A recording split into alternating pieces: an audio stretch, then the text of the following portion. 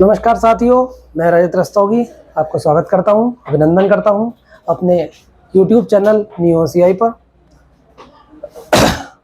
Last class की तरह हम लोग इतिहास की श्रृंखला में आगे बढ़ रहे हैं और इतिहास की क्लास हम लोगों ने कल क्लास 8 तक हमने कंप्लीट कर लिया था। आज हम आपको क्लास 9 शुरू करेंगे और एक छोटा सा इशू ये था, कल नेटवर्क प्रॉब्लम थी कल, तो नेटवर्क प्रॉब्लम के नज़रिए से एक जो प्रश्न हमने लिखा था कल, वो प्रश्न हम लोगों का टैकल नहीं हो पाया था। मैं आज उसी प्रश्न से आपको कर्नाटक युद्ध में आगे बढ़ाऊंगा ताकि कल की क्लास से हमारा उसी श्रृंखला में आगे बढ़ जाए सीरीज और हम उसी वे में आगे बढ़ते चले जाए। तो मैंने आप लोगों को मराठा, सिख, जाट, उधर बंगाल, अवध, हैदराबाद, कर्नाटक, इधर मैसूर, कालीकट, त्रावणकोर, ये छोटे छोटे राज्य पढ़ाने के बाद मैं आप लोगों को लेके गया यूरोपीय कंपनी कैसे भारत आई, क्यों भारत आई, आपस में उनका कॉन्फ्लिक्ट क्या था, किस दृष्टिकोण से, किस उद्देश्य से भारत आई थी और कैसे एक यूरोपीय कंपनी ने दूसरी यूरोपीय कंपनी को खत्म किया, तथा कैसे भारतीय राज्यों से, कैसे भारतीय शासकों से उन्होंने अपने आप को एक राज्य स्थापित करने के लिए उन भारतीय शासकों को पराजित कर उनका राजस्व इकट्ठा कर और अपने व्यापार को बढ़ाया।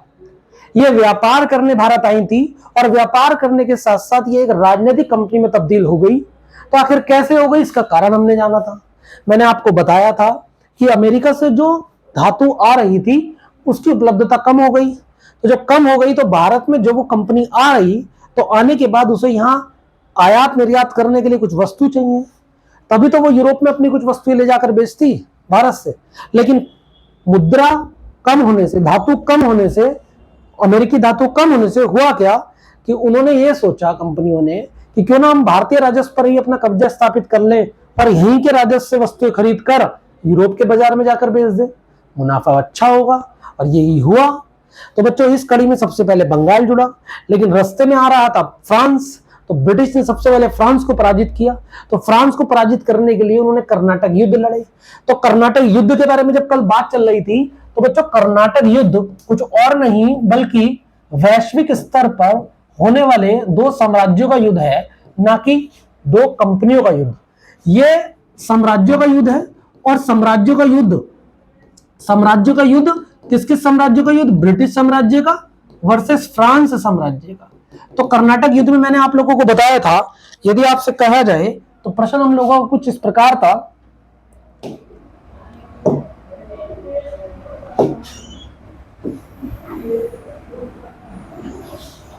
प्रश्न हम लोगों को कुछ इस प्रकार था, देखिए प्रश्न को देखिए जरा ढंग से। तृतीय कर्नाटक युद्ध में, यानी कि थर्ड कर्नाटक युद्ध में, तृतीय कर्नाटक युद्ध में फ्रेंच कंपनी ही नहीं, फ्रेंच कंपनी ही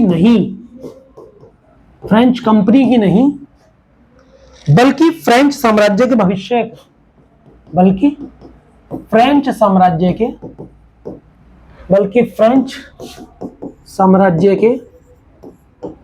भविष्य, फ्रेंच साम्राज्य के भविष्य का भी निर्णय हो गया। यह सवाल था बच्चों। किस प्रकार से हमें इसे समझना है, ध्यान से समझिए। पीटी के हिसाब से भी और मेंस के हिसाब से भी का भी निर्णय हो गया। इस कथन पर टिप्पणी कीजिए। यह सवाल है, इस सवाल के माध्यम से मैं आप लोगों को सारी बात बता दूंगा कि किस प्रकार से फ्रेंच कंपनी का यहां से पतन हुआ। तो बहुत ध्यान से सुनिए बेटा, जो की पॉइंट है मैं इसमें लिखता चल रहा हूं, आप लोग एक नोटबुक निकाल कर रखेंगे और साथ साथ इसे लिखते चलेंगे बच्चों। तो मैंने कहा थर्ड कर्नाटक युद्ध में कितने कर्नाटक युद्ध हुए हैं? 3, फर्स्ट, सेकंड और थर्ड।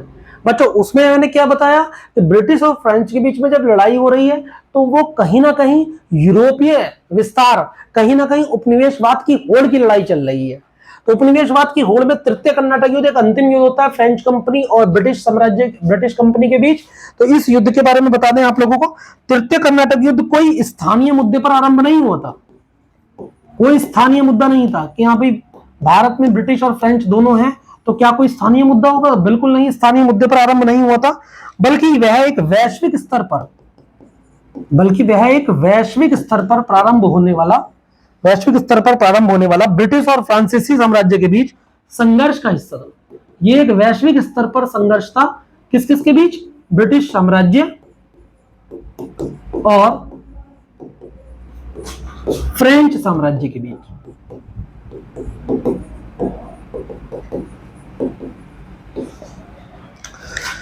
यह संघर्ष था वैश्विक स्तर पर होने वाले सप्तवर्षीय युद्ध। तो आप लोगों को कई बार बता दिया, पीटी के हिसाब से भी याद रखिए, सप्तवर्षीय युद्ध बाहर चल रहा था यूरोप में 1756 से लेकर 1763 के बीच, और इसी 7 साल के बीच जो कर्नाटक तृतीय युद्ध होता है वो होता है 1758 से 1763 के बीच। इसे लघु विश्व युद्ध की संज्ञा भी बोलते हैं। यह एक ही साथ यूरोप, एशिया, इसे बेटा मिटा रहे हैं हम, इसे रफ कर रहे हैं ताकि आप लोगों का अच्छे से स्लाइड कवर हो जाए। यह एक ही साथ यूरोप में, एशिया में, अफ्रीका तो नहीं कहेंगे, अमेरिका कहेंगे। ये एक साथ यूरोप, एशिया, अमेरिका, विभिन्न महाद्वीपों में आरंभ हुआ था तथा इसमें ब्रिटेन, फ्रांस के साथ यूरोप के अन्य देश भी शामिल हुए थे। 1758 में इसका विस्तार भारत में हो गया था और यही भारत में तृतीय कर्नाटक युद्ध के रूप में जन्म लेता है।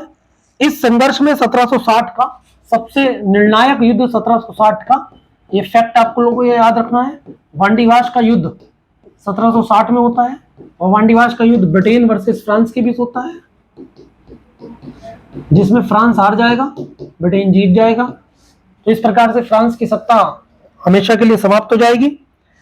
इस युद्ध में फ्रेंच कंपनी ब्रिटिश कंपनी के हाथों बुरी तरह पराजित हो जाती है। ये कंपनी के बीच में चल रहा है, भारत के अंदर कंपनी समाप्त हो जाती है, पूरी तरह पराजित हो जाती है तथा इसी के साथ भारत में फ्रेंच कंपनी का भविष्य निश्चित हो गया, अर्थात वह ब्रिटिश कंपनी से सदा के लिए पीछे हो गई।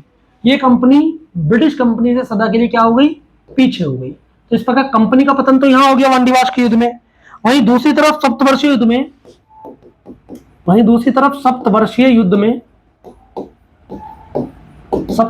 में क्या हो रहा था? ब्रिटिश साम्राज्य के हाथों फ्रेंच साम्राज्य की पराजय के साथ ही फ्रेंच साम्राज्य ने अमेरिका में, सप्तवर्षीय युद्ध में क्या हो रहा है? दो साम्राज्यों का युद्ध हो रहा है, ब्रिटिश साम्राज्य वर्सेस फ्रेंच साम्राज्य। इस युद्ध में क्या हो रहा है बच्चों? ब्रिटिश साम्राज्य जीत जाएगा, फ्रेंच साम्राज्य हार जाएगा। तो जो उपनिवेश बने हुए थे, इसके उपनिवेश अमेरिका में तो था कनाडा,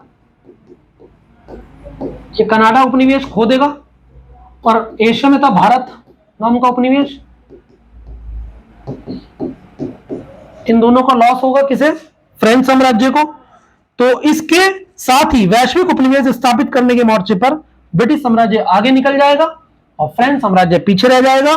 इस प्रकार फ्रांसीसी साम्राज्य का भविष्य भी तय हो गया। अतः कहा जा सकता है कि तृतीय कर्नाटक युद्ध ने न केवल फ्रेंच कंपनी अपितु फ्रेंच साम्राज्य का भी भविष्य निर्धारित कर दिया था।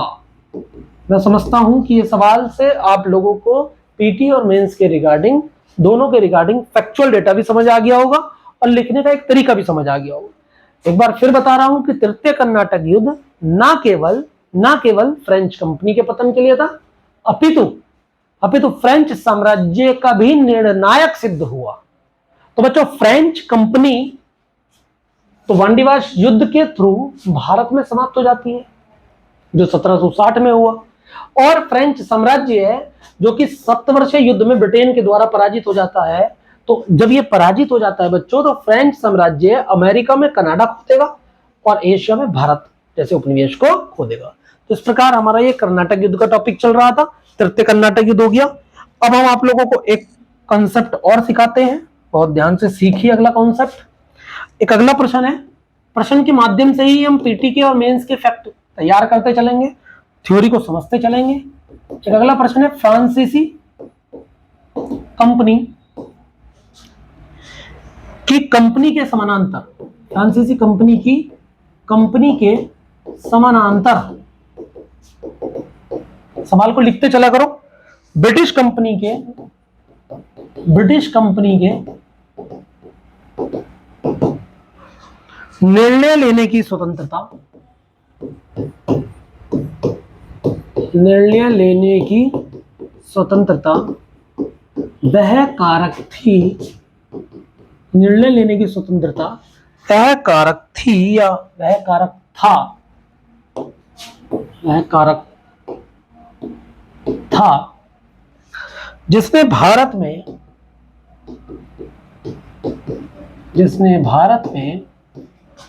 ब्रिटिश कंपनी की सफलता निश्चित कर दी। भारत में ब्रिटिश कंपनी की सफलता निश्चित कर दी। जरा इस सवाल को सोचना बच्चों, बहुत सारे पॉइंट पता चलेंगे आप लोगों को इस सवाल से। इस कथन से आप कहां तक सहमत हैं? सवाल कुछ ऐसे है कि इस कथन से आप कहां तक सहमत हैं?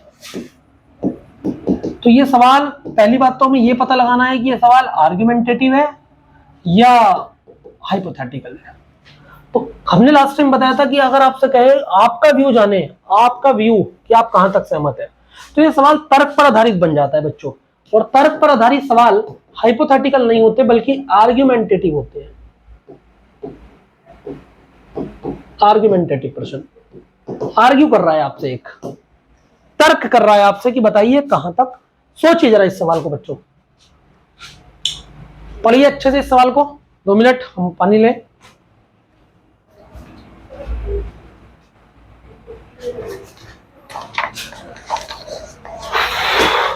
फ्रांसीसी कंपनी के समानांतर ब्रिटिश कंपनी के निर्णय लेने की स्वतंत्रता वह कारक थी जिसने भारत में ब्रिटिश कंपनी की सफलता निश्चित कर दी। अच्छा आप मुझे बताइए कि क्या अंतर है आखिर। अच्छा ये बताइए, सबसे पहले तो आप ये बताइए सॉल्यूशन में कि ब्रिटिश कंपनी और फ्रेंच कंपनी दोनों की आपस में लड़ाई हो रही है भारत में। बिल्कुल सही बात है सर, हो रही है लड़ाई बिल्कुल। फ्रांसीसी कंपनी, जीतता कौन है? British company. तो वो कह रहा है, अच्छा आप बताइए, दूसरा प्रश्न मैं आपसे पूछूंगा कि ब्रिटिश कंपनी सरकारी कंपनी थी या ज्वाइंट स्टॉक कंपनी थी? तो आपका उत्तर आएगा लास्ट क्लास को देखकर कि ये ज्वाइंट स्टॉक कंपनी थी। फ्रांसीसी कंपनी कैसी थी? सरकारी कंपनी थी।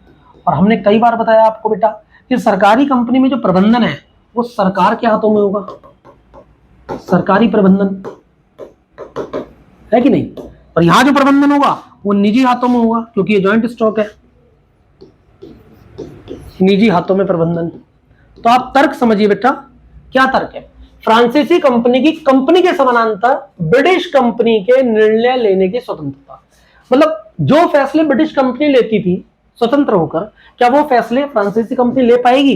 बिल्कुल नहीं ले पाएगी, क्योंकि कंपनी की प्रकृति में डिफरेंस है। जिसने भारत में ब्रिटिश कंपनी की सफलता निश्चित कर दी। मैं मानता हूं कि भारत में ब्रिटिश कंपनी सफल हुई, तो क्या केवल एकमात्र यही कारण था कि ब्रिटिश कंपनी ज्वाइंट स्टॉक है और फ्रांसीसी कंपनी सरकारी कंपनी है? क्या केवल एकमात्र यही कारण है कि क्योंकि उनके निर्णय लेने की स्वतंत्रता अच्छी है इसलिए वो सफल हो गई? अब वो कह रहा है इस कथन से आप कहां तक सहमत है? बच्चों इसे सोचिए जरा, इस कथन से हम सहमत हैं, लेकिन क्या केवल एक ही कारण से हम अपनी सहमति व्यक्त करेंगे कि फ्रांसीसी कंपनी विजयी है, फ्रांसीसी कंपनी हारी है और ब्रिटिश कंपनी विजयी है? तो क्या केवल एक ही कारण हम प्रकट करेंगे अपने सामने? बच्चों ऐसा नहीं है। केवल इतिहास में ऐसा नहीं होता कि एक ही कारण पर आधारित, एक ही तथ्य पर आधारित सफलता या विजय निर्धारित हो। कई सारे दृष्टिकोण, कई सारे नजरिए होते हैं सोचने के। तो उसने कहा है कि फ्रांसीसी कंपनी के समानांतर, इसकी कंपनी के समानांतर कौन सी कंपनी है? British company.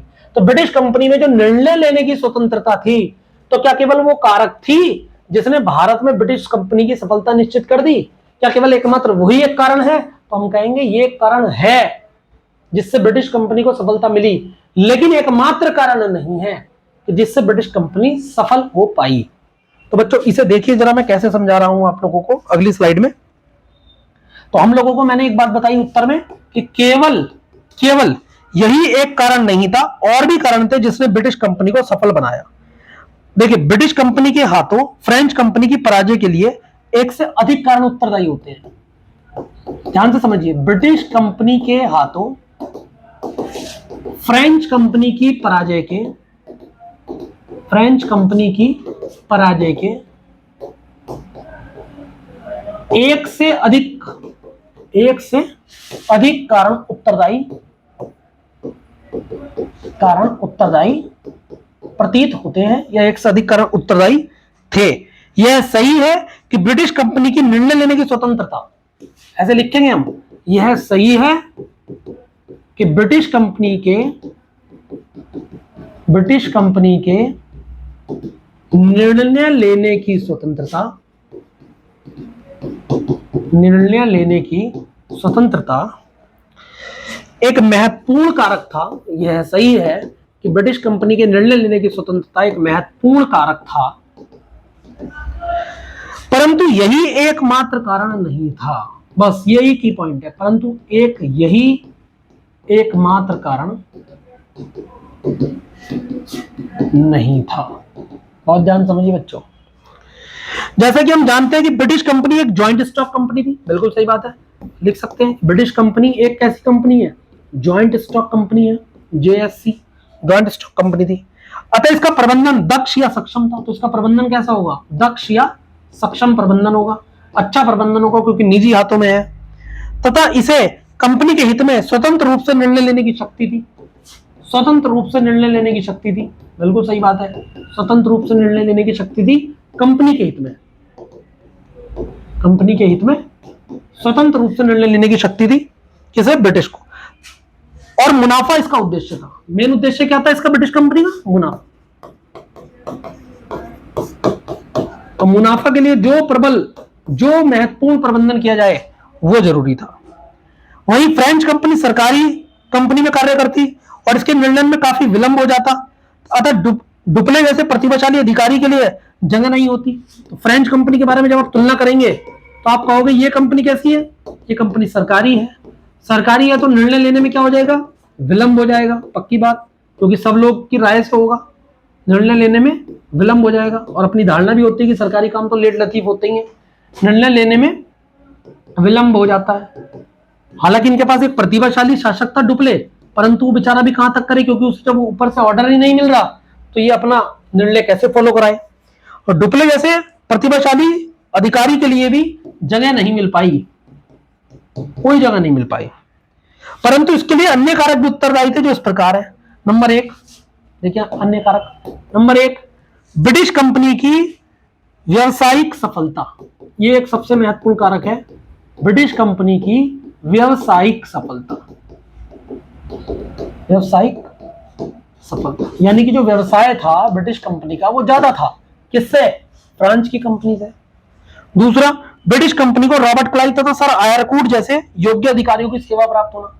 ब्रिटिश कंपनी को रॉबर्ट क्लाइव और सर आयरकूट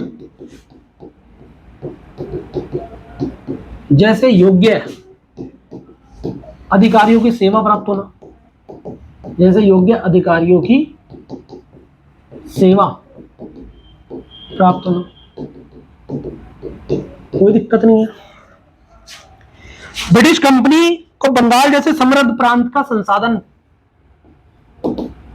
बंगाल जैसे समृद्ध प्रांत का संसाधन इन्हें पहले ही मिल चुका था, क्योंकि 1757 के प्लासी युद्ध में इन्होंने बंगाल जीत लिया था। किसने, ब्रिटिश कंपनी ने। तो बंगाल जैसे समृद्ध प्रांत का संसाधन ब्रिटिश कंपनी के पास था। और जब ब्रिटिश कंपनी के पास बंगाल जैसा समृद्ध प्रांत होगा, उसका संसाधन होगा, तो रिसोर्स ज्यादा होंगे, तो युद्ध में निपुणता भी ज्यादा आएगी। अंत में वैश्विक स्तर पर फ्रेंच साम्राज्य के विरुद्ध ब्रिटिश साम्राज्य की सफलता। और आपको पता होगा वैश्विक स्तर पर भी ब्रिटिश साम्राज्य सफल था फ्रेंच साम्राज्य से। इसलिए ब्रिटिश की विजय होती है। इस प्रकार हम देखते हैं कि ब्रिटिश कंपनी के समानांतर फ्रेंच कंपनी की पराजय एक जटिल प्रक्रिया का परिणाम थी। तो ये एक जटिल प्रक्रिया का परिणाम थी, ऐसा नहीं था केवल एक कारण था कि वो जॉइंट स्टॉक है और वो सरकारी है, केवल एकमात्र कारण नहीं था। ये सारे कारण भी आप लोग बताओगे, आप सारे कारण भी बताओगे, ये सारे कारण भी, व्यावसायिक सफलता, रॉबर्ट क्लाइव और आयरकूट जैसे योग्य अधिकारी, बंगाल जैसा समृद्ध प्रांत का संसाधन, और ब्रिटिश साम्राज्य वैश्विक स्तर पर भी शक्तिशाली था, प्रभावशाली था। तो बच्चों, इस प्रकार हमने फ्रेंच और ब्रिटिश के बारे में जाना। एक प्रश्न में आप लोगों को और मेंस का बताता हूं, थोड़ा सा लिखने का नजरिया आप लोगों को समझ आएगा बच्चों। एक प्रश्न और आया था यूपीएससी में, मैं जिक्र कर रहा हूं कि पानीपत का तृतीय युद्ध 1761 में लड़ा गया था। सही बात है, लड़ा गया था। क्या कारण है कि इतनी अधिक साम्राज्य प्रकंपी लड़ाइयां, क्या कारण है कि इतनी अधिक साम्राज्य प्रकंपी लड़ाइयां पानीपत में ही लड़ी गई? यह सवाल हमसे पूछा है यूपीएससी ने। क्या कारण है? तो आइए मैं आपकी सोच डेवलप करता हूं बच्चों। किस प्रकार से आप लोगों को तो एक फैक्ट के नजरिए से केवल इतना पता होना चाहिए, 1761 में पानीपत का तृतीय युद्ध किसके बीच लड़ा गया? अहमद शाह अब्दाली, अफगान और मराठे वर्सेस मराठे। जीतता कौन है बेटा? अब्दाली जीतता है, मराठे हार जाते हैं। तो बेटा पानीपत का तृतीय युद्ध मराठा और अहमद शाह अब्दाली के बीच 1761 में लड़ा गया था। इस युद्ध में मराठा की हार ने यह सिद्ध कर दिया कि वह कमजोर होते हुए मुगल साम्राज्य के उत्तराधिकार नहीं हो सकते। मराठे मुगलों का विकल्प नहीं बन सकते। हमने पहले भी जिक्र किया, मराठे नहीं बन सकते विकल्प। प्रथम और द्वितीय पानीपत युद्ध भी तृतीय पानीपत युद्ध की तरह इतिहास के निर्णायक युद्धों में से रहा है। पानीपत में इतने अधिक निर्णायक युद्धों के लड़े जाने के निम्नलिखित कारण है। नंबर एक कारण देखिए बेटा, नंबर एक कारण है उत्तर पश्चिम सीमा से आने वाले आक्रमणकारी दिल्ली को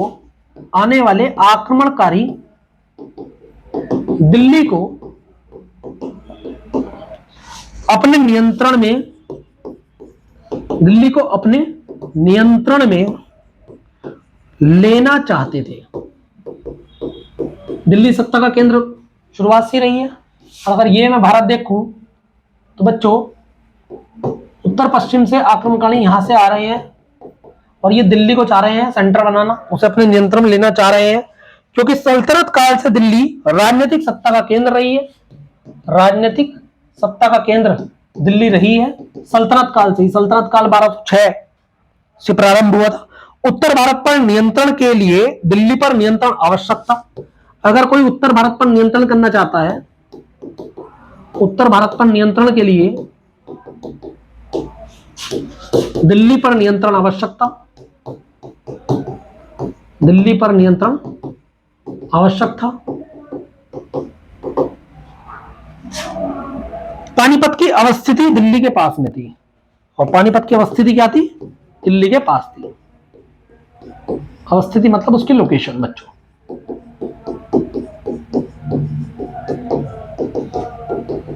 तो बच्चों सबसे पहली बात कि पानीपत जैसा निर्णायक युद्ध जो है वो दिल्ली के पास क्यों लड़ा गया? क्योंकि दिल्ली पर नियंत्रण करना है सबको, और दिल्ली पर नियंत्रण करने के लिए क्या चाहिए? दिल्ली पर नियंत्रण करने के लिए उन्हें दिल्ली पर नियंत्रण करना है तो वो पानीपत जैसी एक विशाल मैदान जैसी जगह ढूंढते थे और वहां युद्ध करते थे ताकि दिल्ली पर नियंत्रण स्थापित हो जाए। तो पहला कारण तो ये है। दूसरा कारण मैं आप लोगों के सामने लिखने जा रहा हूं कि दिल्ली के शासक उत्तर पश्चिम से आए आक्रमणकारियों को पानीपत पर ही रोक देना चाहते थे। दिल्ली के शासक उत्तर पश्चिम से आए आक्रमणकारियों को, बेटा लिखते चलना, आक्रमणकारियों को पानीपत के मैदान में ही रोक देना चाहते थे ताकि वो दिल्ली ना आ पाए। आज भी आप जाएं तो हरियाणा में पानीपत है, और क्योंकि पानीपत गंगा के मैदान का प्रवेश द्वार था। क्योंकि पानीपत गंगा के मैदान का प्रवेश द्वार था।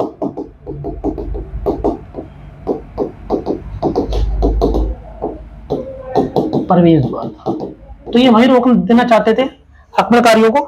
तीसरा कारण है उत्तर में हिमालय था तो दक्षिण में तीनों तरफ समुद्र से घिरे होने के कारण, उत्तर में बेटा हिमालय आप जानते हो और दक्षिण में समुद्र है, दक्षिण में तीनों ओर से समुद्र है, तो आक्रमणकारी कहां से आएंगे?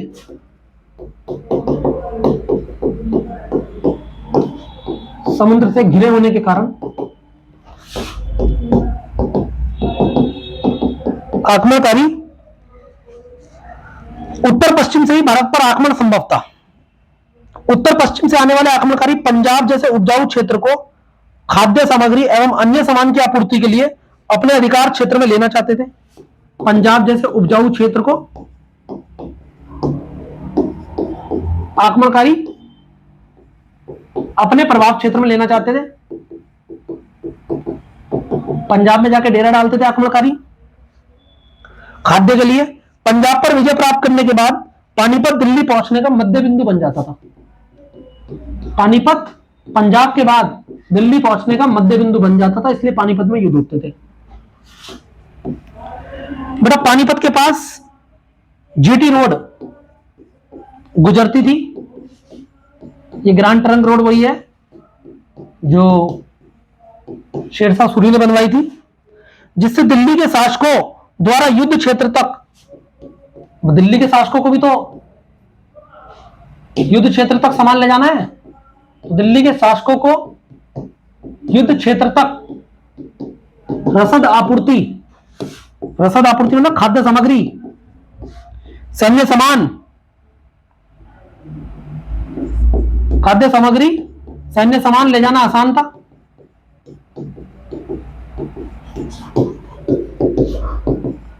ले जाना आसान था बच्चों, बहुत ध्यान से आपने समझ लिया। पानीपत का इलाका मैदानी और अपेक्षाकृत कम जनसंख्या वाला था, जो कि युद्ध के लिए उपयुक्त स्थान था। ये भी लिख सकते हो आप, कम जनसंख्या वाला था और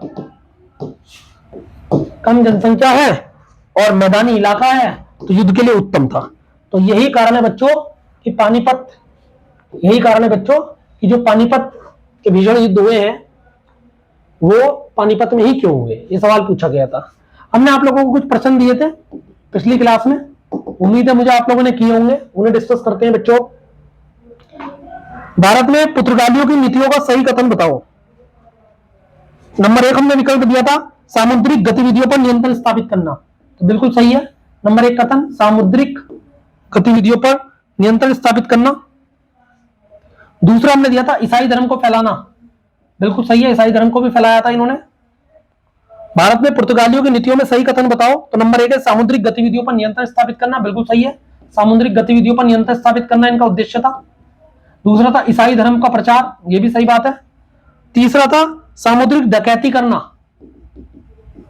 तो भैया ये भी था इनका, सामुद्रिक डकैती करना भी इनका उद्देश्य था, ये भी सही है। और चौथा है भारतीय राज्यों के भूभाग पर कब्जा करना, तो ये इनका नहीं है कि भारतीय राज्यों के भूभाग पर कब्जा करना इनका उद्देश्य नहीं था। तो पहले प्रश्न का उत्तर में ऊपर के तीनों विकल्प सही हैं, चौथा गलत है बच्चों, ध्यान से समझिए। सामुद्रिक गतिविधियों पर नियंत्रण, ईसाई धर्म का प्रचार, सामुद्रिक डकैती, ये सही है और चौथा गलत है। दूसरा प्रश्न मैं आपके सम्मुख रखने जा रहा हूं। दूसरा प्रश्न हमने दिया था किस कर्नाटक युद्ध में क्षेत्रीय उत्तराधिकार का मुद्दा नहीं था, तो आप लोगों को बताया था कि फर्स्ट और तृतीय कर्नाटक युद्ध जो थे वो वैश्विक स्तर के परिणाम थे या वैश्विक स्तर पर लड़े जा रहे थे, जबकि द्वितीय युद्ध जो था उसमें हैदराबाद और कर्नाटक के उत्तराधिकार के लिए युद्ध लड़ा जा रहा था। हमने बताया था एक की तरफ ब्रिटिश और एक की तरफ फ्रांस आ जाएंगे, चांदा साहब वाली कहानी। द्वितीय कर्नाटक युद्ध में क्षेत्रीय उत्तराधिकार किसमें था बेटा, तो क्षेत्रीय उत्तराधिकार का युद्ध लड़ा जा रहा था द्वितीय कर्नाटक युद्ध में बच्चों। दूसरे प्रश्न का उत्तर हो जाएगा केवल द्वितीय कर्नाटक युद्ध। प्रश्न नंबर 3 पाओ बच्चों, घटनाओं को सही क्रम में लिखिए बच्चा। सबसे पहली घटना होगी बेटा सेंट तोमे युद्ध। यह युद्ध बच्चों 1746 में हुआ था। हुआ क्या था इस युद्ध में, पहला कर्नाटक युद्ध जब चल रहा था तो इस कर्नाटक युद्ध में अनवरुद्दीन जो कि कर्नाटक का नवाब था, इस अनवरुद्दीन ने महफूज खां के अधीन मद्रास में सेना भेजी थी। महफूज खां के अधीन मद्रास में सेना भेज दी थी।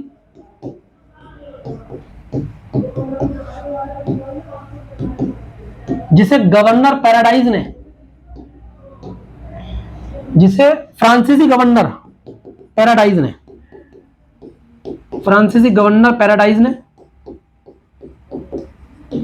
जिसे फ्रांसीसी गवर्नर पैराडाइज ने हराया था।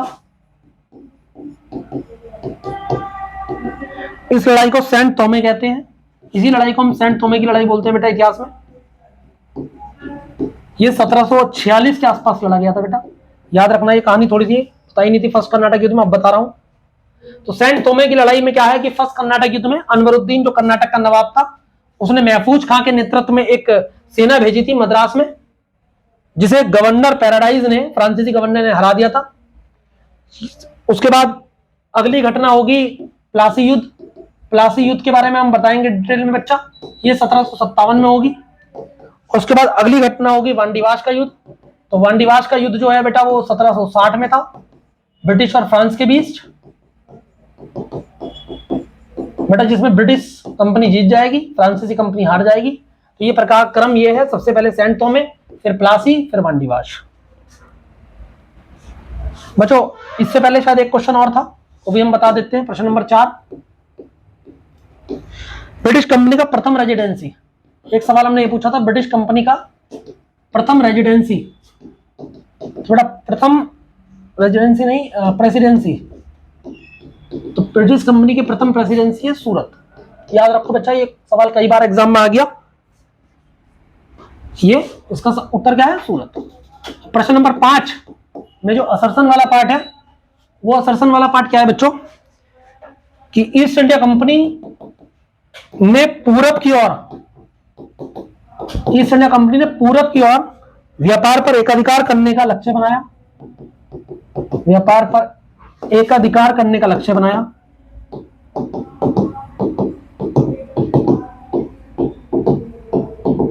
और इसका जो रीजन है वो है वह मसाले के विपरीत, ये सवाल लिखवाया था हमने पिछली क्लास में, वह मसाले के विपरीत सूती वस्त्र व्यापार पर, सूती वस्त्र व्यापार पर नियंत्रण स्थापित करना चाहते थे। नियंत्रण स्थापित करना चाहते थे। अब आप मुझे बताइए, क्या ये बात सही है कि मसाले के विपरीत सूती वस्त्र व्यापार पर नियंत्रण स्थापित करना चाहते थे, इसलिए व्यापार पर एकाधिकार? भैया ये तो बिल्कुल सही है कि वो ईस्ट इंडिया कंपनी ने पूरब की ओर व्यापार पर एकाधिकार करने का लक्ष्य बनाया। ये तो बिल्कुल सही है, आई थी मसाला व्यापार करने, लेकिन सूती वस्त्र का व्यापार हो जाता है। ऐसा नहीं था कि वो सूती वस्त्र पर व्यापार पर नियंत्रण स्थापित करना चाहते थे। ये तो हो जाता है क्योंकि मसाले की उपलब्धता इतनी नहीं मिल पा रही थी, इसलिए सूती वस्त्र भी उन्होंने अपने व्यापार की श्रेणी में जोड़ लिए। लेकिन उनका उद्देश्य नहीं था सूती वस्त्र व्यापार पर एकाधिकार या नियंत्रण स्थापित करना। तो ए सही होगा बच्चों, आर गलत होगा। आप लोग सोच को डेवलप करिए बच्चों, ए सही होगा बच्चों, आर गलत होगा, क्योंकि ईस्ट इंडिया कंपनी ने पूरब की ओर व्यापार करने का लक्ष्य बनाया था। बिल्कुल सही बात है, बनाया था लक्ष्य, लेकिन द्वितीय इसमें बात लिखी है मसाले के विपरीत सूती वस्त्र व्यापार पर नियंत्रण स्थापित करना चाहते थे। ऐसा नहीं है बच्चों, मसाले पर ही नियंत्रण स्थापित करना चाहते थे, सूती वस्त्र तो हो गया। ठीक है बच्चों, ये कहानी हमने आप लोगों को बताई और आज आप लोगों को 2-3 क्वेश्चन से हमने आपको कॉन्सेप्ट सिखाया। अब हम लोग अगली क्लास की तरफ जाएंगे। आज की क्लास को ही रोकते हैं बच्चों। उम्मीद करता हूं मैं समझ आ रहा होगा। कहीं कोई भी डाउट समस्या बनती है बच्चों, कमेंट बॉक्स में पूछिए, मैं आपकी मदद के लिए यहाँ हूँ। कोई भी समस्या बनती है इतिहास के विषय से संबंधित, हमसे पूछिए, मैं आपको बताऊंगा बच्चों। बहुत बहुत धन्यवाद आप लोगों का, आप इसी तरीके से हमारे चैनल को लाइक कर रहे हैं, सब्सक्राइब कर रहे हैं। बहुत बहुत धन्यवाद आपका, और आप इस ज्ञान का भरपूर आनंद लीजिए बच्चों। चलिए, बहुत बहुत धन्यवाद, नमस्कार।